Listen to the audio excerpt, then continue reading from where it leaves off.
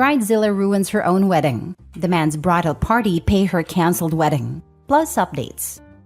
So, my friend Dana, female 29, was supposed to be getting married this past Sunday, January 14th. The wedding got cancelled, and things had gotten very crazy. Dana was getting married to Josh, male 32. She was still in college with me, and asked a few friends from college, myself included, to be her bridal party. Now, from the start, this wedding has been a disaster. I'm going to just point out a few of the crazy stuff we dealt with. 1. She refused to invite my best friend, who she's supposedly good friends with, because she thinks we're lesbian lovers. We're not.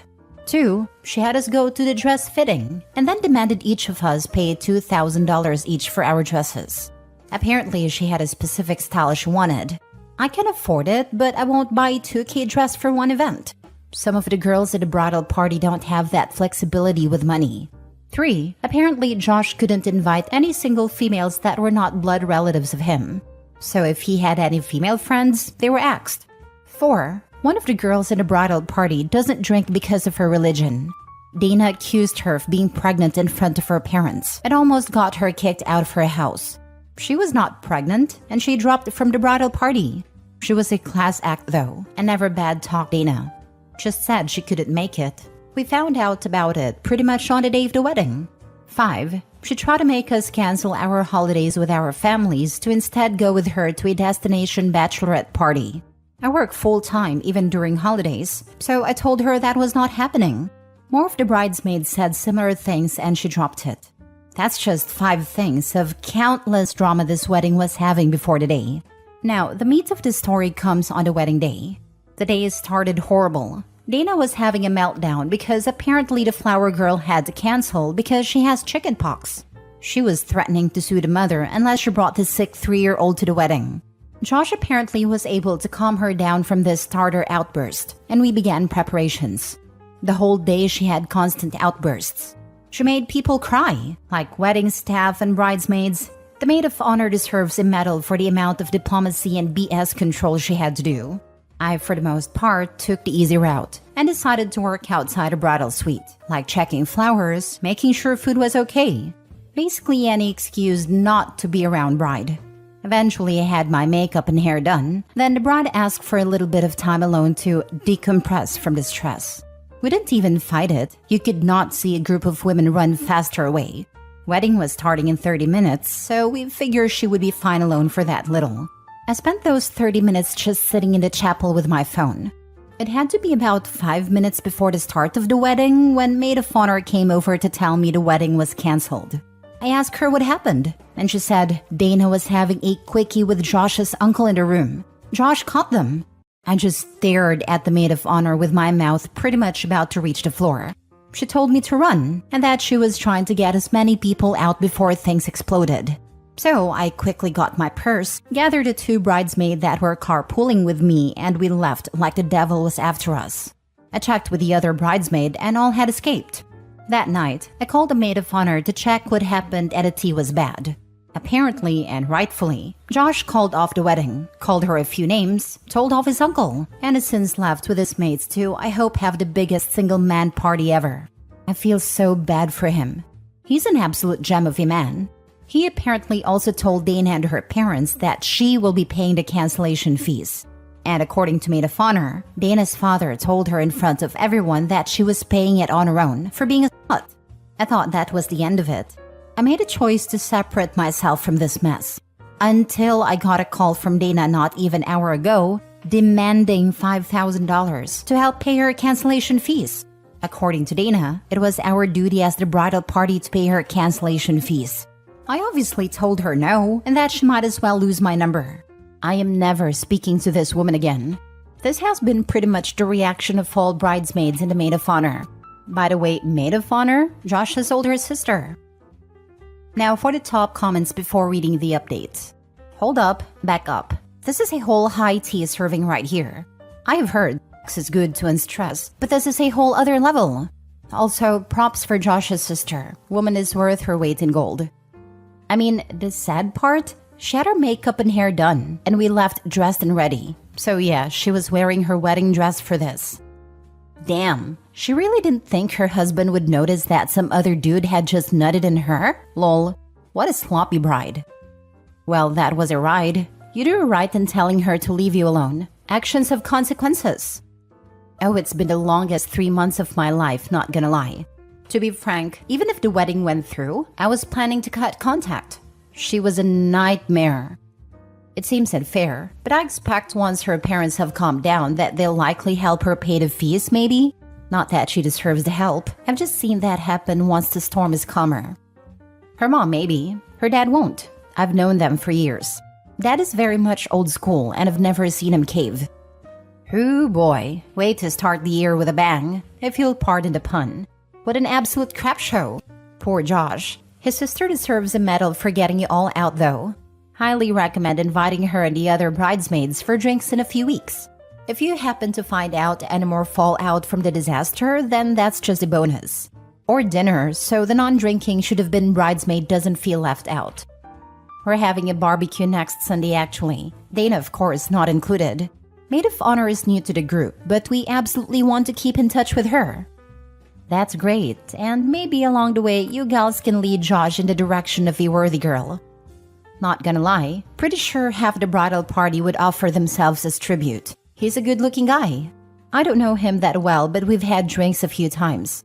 He'll find a girl when he's ready in his nap. Small update 6 days later. Hey guys, I know a lot of people want to know what happened. After talking to Josh yesterday, he asked me to only say that he's okay, figuring things out and moving on. We're going to stay friends with him and his sister. Dana was told that no one in the group wants to interact with her, and since then it's been mostly radio silence. I can't share more about Josh's future plans as he asked me not to.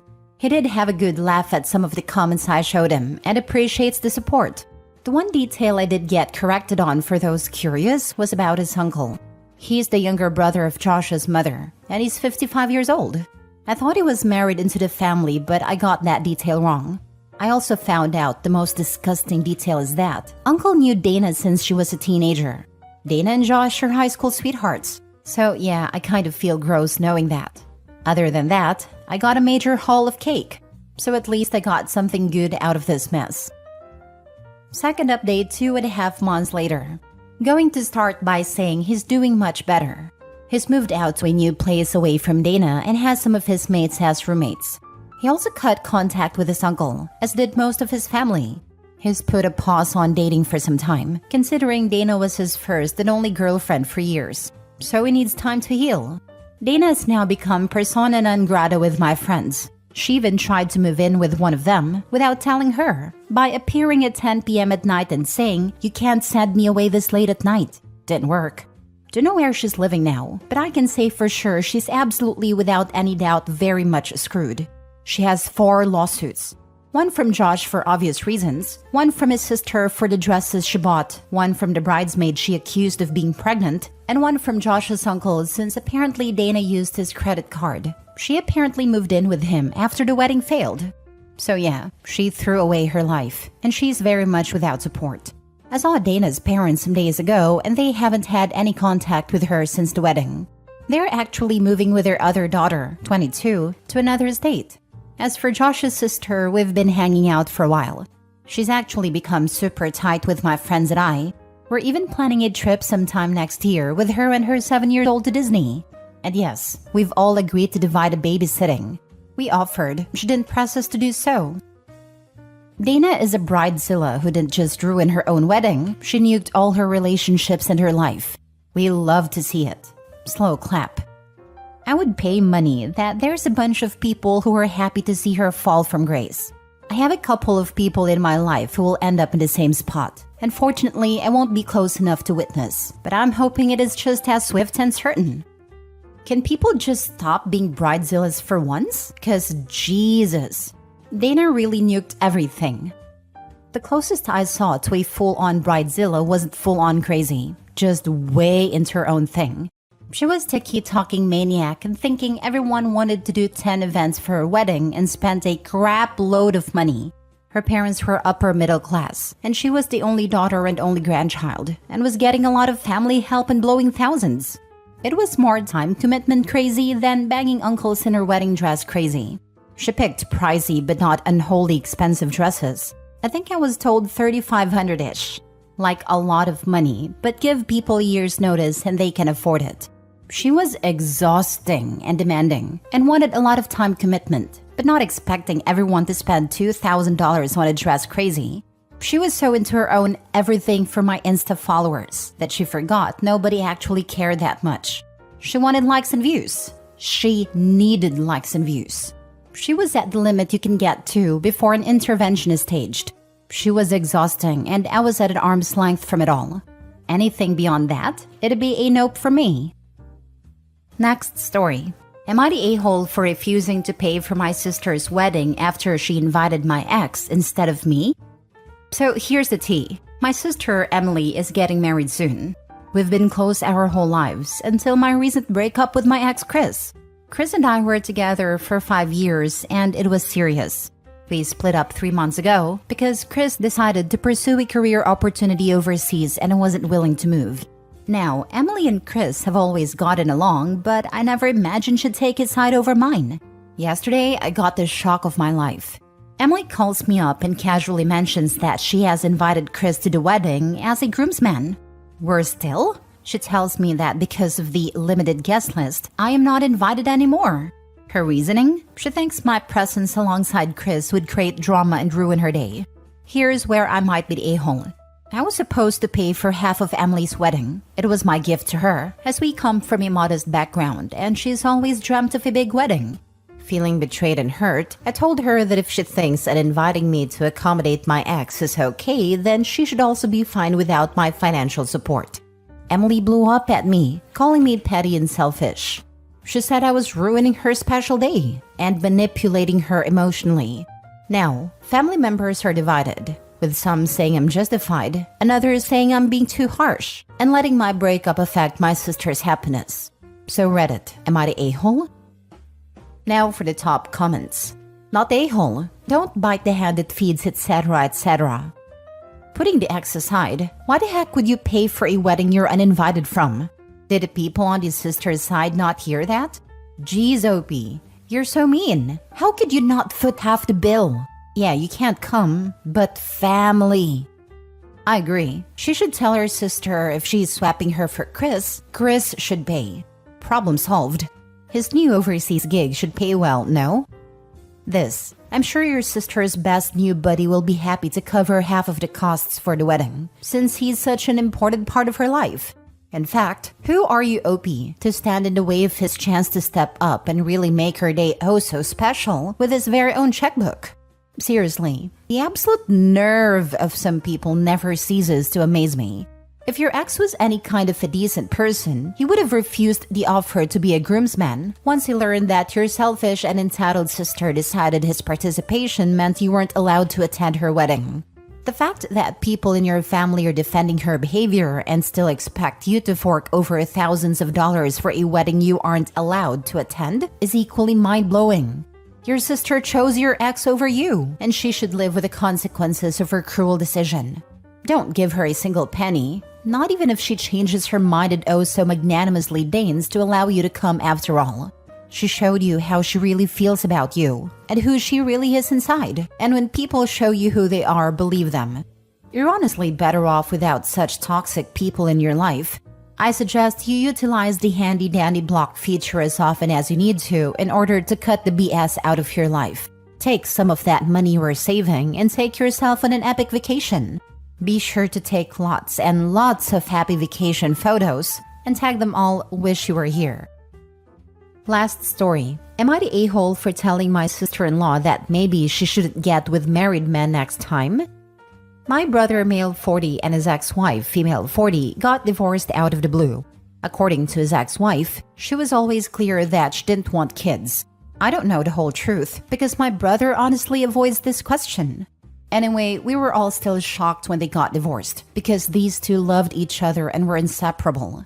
Very soon after, my brother introduced his girlfriend to us, his very pregnant girlfriend. Math ain't mathing. Mom confronted my brother, but he said it just happened, so he contacted the ex-wife. And after some prodding, she confessed that he has been saying that he wanted children and was having anxiety because they didn't have much time left. This was 3 to 3.5 years ago. He cheated on her. She found out about it and asked for divorce. Anyway, one day after divorce was finalized, he got married to his affair partner, female 29. Now they have 2 children. My brother had changed a lot and he wasn't himself anymore. Always brooding and looking miserable. Of course, with 2 children, you have other priorities, but he became very asocial and didn't do anything outside of work. According to his new wife, he wasn't like this when she first met him. He was happy and laid back. Now they fought a lot. Or mostly, she would cry and yell at him and try to get a reaction out of him, but he wouldn't give her anything back. Then one day, he moved out and filed for divorce and shared custody. This was 2 months ago when he told us that he was getting a divorce. Now he spends his weeks without the children, with his ex-wife at her apartment. I think they have reconciled, or at least they are hooking up. I don't have much contact with him anymore because I am disgusted, but he was his old self back. Happy and open and full of life. His current wife, pending divorce, sometimes spends time at my mother's with the children. And it is great and all, but she would not stop talking about the ex-wife. This morning I was there, and as usual, she started talking about her driving by the ex-wife and seeing my brother's car. She was angry, and I get that, but I was starting to feel sick. I mean, my brother is a total C-word. But honestly, for me, she, his current wife, is close second on a C-word scale. I was thinking this to myself absently until I was brought back to the conversation when she was yelling that she felt used to produce children so his ex didn't have to. I got agitated because, while I don't understand why his ex is seeing him again, she did not use his current wife. So I very sternly and loudly said, "Well, maybe next time don't sleep with married men." She was shocked, then started yelling at me, and I told her that she cannot possibly not have seen that he always loved his ex-wife, and to stop lying to herself. She started crying. When she left, my mom started crying too. Then I started crying because I think I'm the a-hole too. But the problem is, none of what I said was the truth of what happened. I called my brother to yell at him and told him that he should have thought about his children instead of breaking their home. He hung up. Not a-hole. A castle built on another woman's tears won't hold. She was told some home truths. She had an affair with a married man and then married him a day after the divorce was finalized? All I care about now is my nibblings, and I'm afraid both losers will use them in this horror show. Yeah, she insisted to marry him a day after the divorce and made a big deal out of it, sharing memes about shackles breaking on her Insta stories. The C-word. I just can't get past what an a-hole your brother is. If I didn't have my niece and nephew, I would have never wanted anything to do with him ever again. But I want the children to have family and support, because they're gonna need it. Damn, girl. I find this extremely entertaining for me, but not you. I'm sorry. The real victims here are the children. I hope they go into therapy. The adults can go and get screwed. They're too young yet. They will probably need therapy the rest of their lives with these parents.